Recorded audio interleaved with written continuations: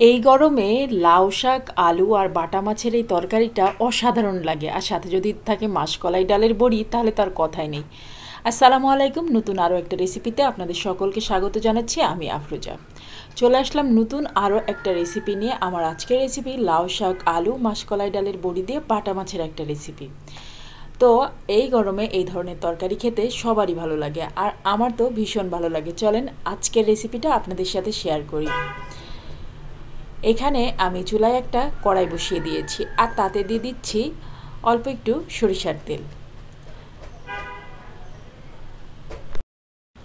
এখানে আমি 1.5 টেবিল চামচের পরিমাণ সরিষার তেল দিলাম, আর তাতে এখন দিয়ে দিব বাটা মশলা।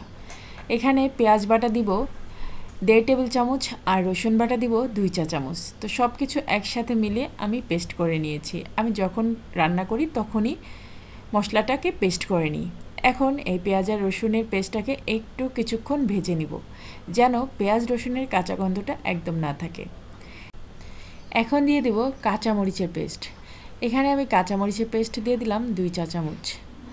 আর এখন আবারও মশলাটাকে খুব ভালো করে কষিয়ে নিব।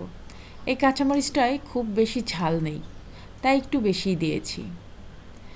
এখন এটাকে খুব ভালো মতো কষিয়ে নিব, যেন একটুও গন্ধ না থাকে কাঁচা মশলার।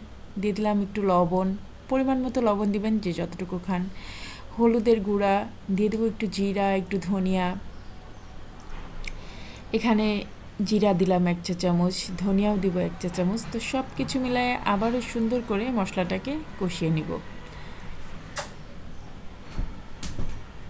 মশলাটা সুন্দর মতো যত কষানো হবে তরকারিটাও তত বেশি টেস্টি হবে। একটু পানি দিয়ে দিলাম। যেহেতু গুঁড়া মশলাগুলো দিয়েছি, তাই একটু পানি না দিলে এই মশলাটা পুড়ে যাবে, তাই অবশ্যই একটু গুঁড়া মশলা দেওয়ার পরে পানি দিয়ে দিতে হবে। এখন আবারও ভালো করে একটু কষিয়ে নিচ্ছি। মশলাটাকে যত সুন্দর করে কষাবেন তরকারিটা ততই বেশি মজা হবে। আগের থেকে ভেজে রাখা আলুগুলা দিয়ে দিলাম, আর লাউ শাকগুলো দিয়ে দিলাম। এখানে লাউ শাকগুলো আগে থেকে কেটে ধুয়ে বেছে রেখেছিলাম, সেই লাউ শাকগুলোকেই দিয়ে দিলাম। এই তরকারিটা গরমে খেতে খুব ভালো লাগে। আর লাউ শাক কুমড়া শাক যে কোনো শাক দিয়েই করতে পারেন। লাউ শাক কুমড়া শাক তো সারা বছরই পাওয়া যায়। আর আমি এখানে আজকে মাসকলাই ডাল দিয়ে তৈরি করা বড়ি দিয়েছি। তো মাসকলাই ডালের বড়ি যদি আপনাদের কাছে না থাকে তাহলে দিবেন না। এভাবে শাক দিয়ে আলু দিয়ে মাছ দিয়ে রান্না করলেও কিন্তু ভীষণ মজা হয়। আর আমার বাসায় সারা বছরই ডালের বড়ি থাকে, কারণ হচ্ছে আমাদের এলাকায় ডালের বড়ি শীতকালে খুব জনপ্রিয় একটা খাবার। আর এটা তৈরি করে আমি ডিপে রেখে দিই, সারা বছরই কোনো না কোনো তরকারিতে দিয়ে যাতে খেতে পারি, সেজন্য ডিপে সংরক্ষণ করি। বাইরে রাখলেও ডালের বড়ি 1 বছর ভালোই থাকে, তারপরও আমি ডিপে সংরক্ষণ করি। এখন কিছুক্ষণ কষিয়ে নেওয়ার পরে এর মধ্যে একটু পানি দিয়ে দিলাম, আর শাক থেকেও কিন্তু পানি ছেড়ে দিয়েছিল।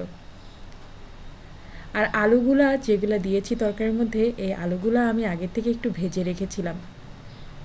আর মাছগুলোকেও হালকা লবণ হলুদ দিয়ে আগে থেকে একটু ভেজে নিয়েছিলাম। তো সেই হালকা ফ্রাই করা মাছগুলোকে এখন দিয়ে দিচ্ছি। বাটা মাছের এই তরকারিটা গরমকালে খেতে কিন্তু অনেক ভালো লাগবে।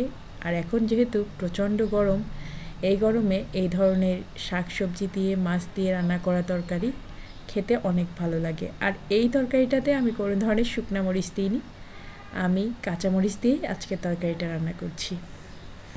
মাছ দেওয়ার কিছুক্ষণ পরেই কিন্তু আমি মাসকলাই ডালের বড়িটাকেও দিয়ে দিয়েছিলাম। মাসকলাই ডালের বড়িটা আগের থেকে একটুখানি ভেজে নিয়েছিলাম অল্প একটু তেল দিয়ে, তো সেই বড়িগুলোও দিয়ে দিয়েছি। এখন আমার রান্না প্রায় হয়ে গিয়েছে।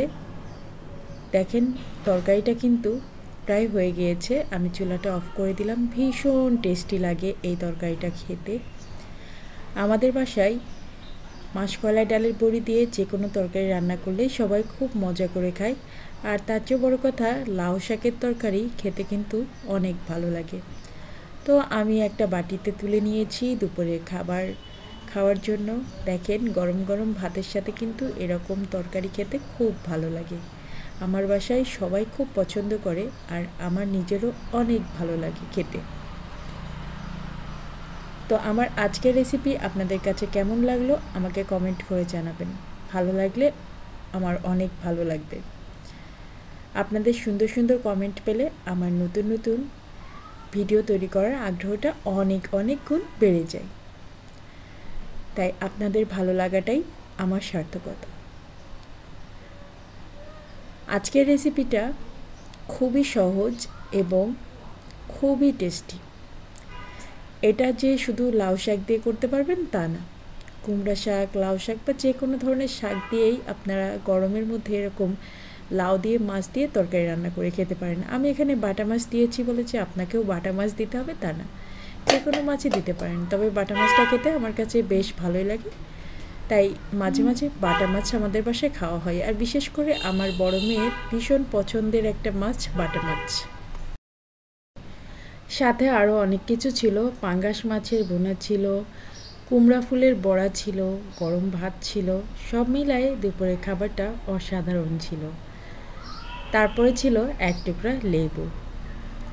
খাবার খাওয়ার সময় অবশ্যই একটু লেবু খাওয়ার চেষ্টা করবেন, এতে করে ভিটামিন সি এর ঘাটতিটা পূরণ হয়ে যাবে। অল্প এক টুকরা লেবুই আপনাকে সুস্থ রাখতে অনেক বেশি সাহায্য করবে, তাই লেবুটা খাওয়ার সময় কখনোই স্কিপ করবেন না, অবশ্যই এক টুকরা লেবু খাওয়ার চেষ্টা করবেন।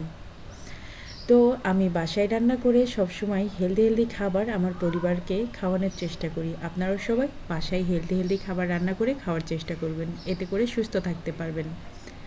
আমি বাইরের খাবারটা বাচ্চাদেরকে না দেওয়ার চেষ্টা করি, খুব কম আমাদের বাইরের খাবার খাওয়া হয়, কিন্তু সবসময় আমরা বাসায় তৈরি করে মজার খাবার খাই। আজকের মতো আমি ভিডিওটা শেষ করছি। সবাই ভালো থাকবেন, সুস্থ থাকবেন, নিরাপদে থাকবেন। আমার বাচ্চাদের জন্য সবাই দোয়া করবেন। আল্লাহ হাফিজ।